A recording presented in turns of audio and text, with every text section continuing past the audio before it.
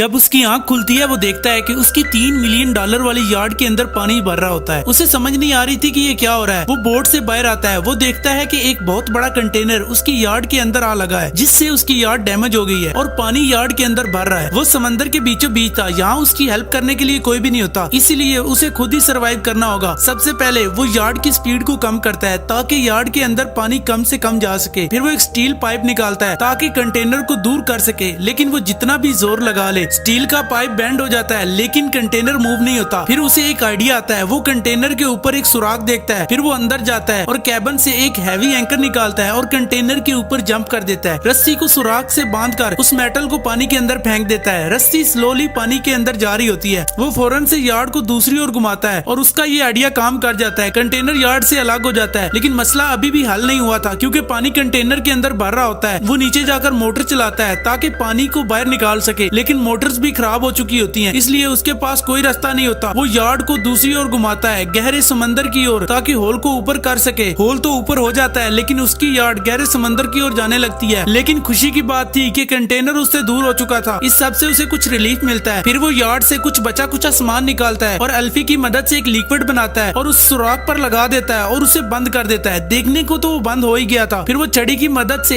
एक पंप बनाता है जिससे वो मैनुअली यार्ड से पानी को बाहर निकाल सके। ये करते करते पूरा दिन गुजर जाता है। वो थक जाता है, लेकिन जिंदा रहने के लिए उसे ये सब करना पड़ता है। वो रेडियो से संपर्क करने की कोशिश करता है, लेकिन रेडियो भी काम नहीं कर रहा था। वो खाना बनाने के लिए नीचे जाता है, लेकिन तभी वो नोट करता है पानी की कुछ बूंदे उसके सर पे गिर रही हैं। वो डर गया। वो जैसे ही बाहर आता है वो देखता है तेज बारिश और तूफान उसे लपेटने वाला है और समुद्री तूफान इतना खतरनाक होता है कि एक ही झटके में इसकी यार्ड को पलट सकता है। वो नीचे आता है, लेकिन तभी तूफान के एक झटके की वजह से उसका सर पिलर से टकराता है। वो बेहोश हो जाता है और फिर जब उसकी आंख खुलती है वो देखता है पानी बड़ी स्पीड से उसके यार्ड के अंदर आ रहा है। वो जल्दी से यार्ड से बाहर आता है, लाइफ राफ्ट को निकालता है और एक सिरे को यार्ड के साथ बांध देता है और लाइफ राफ्ट को दूर फेंक देता है और रस्सी की मदद से राफ्ट के ऊपर जंप कर देता है। वो थक चुका था, वो सो जाता है, लेकिन जब उसकी आंख खुलती है तूफान ढल चुका था, लेकिन वो देखता है कि उसकी यार्ड डूब रही है। वो रस्सी की मदद से यार्ड के ऊपर आता है, वहाँ से खाने वाली चीजें इकट्ठी करता है और राफ्ट पर चला जाता है। और फिर वो अपनी $3 मिलियन वाली यार्ड को अपनी आंखों के सामने डूबता हुआ देख रहा था, लेकिन अभी भी इसने हार नहीं मानी थी। वो बॉक्स खोलता है और मौजूदा चीजों की हेल्प से वो अंदाजा लगाता है कि वो समंदर में किस जगह पे है। उसे पता चल जाता है कि वो